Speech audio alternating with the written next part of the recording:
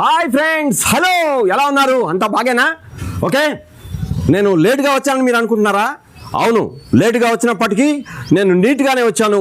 ఈరోజు మీకోసం ఒక గొప్ప పాటని మీ ముందుకు తీసుకొస్తున్నాను. 45 ఏళ్ల క్రితం నేను రాసి పాడుకున్న ఈ గీతం, నా హృదయంలో నుంచి వచ్చిన ఈ గీతాన్ని మీకు వినిపిస్తున్నాను. ఓకే, హృదయం లేని ఓ నా చెలియా, మౌనముగా ఉన్నావా,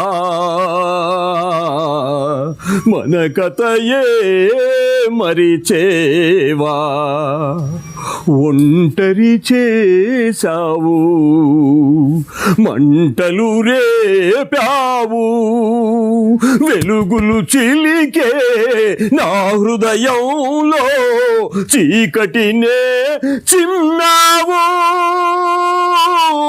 నన్నొదిలి వెళ్ళావు. హృదయం ఉంటే నా కథ వింటే మరలి రాకుంటావా, మన కథయే మరిచేవా. హృదయం లేని ఓ నా చెలియా, మౌనముగా ఉన్నావా, మన కథయే మరిచేవా.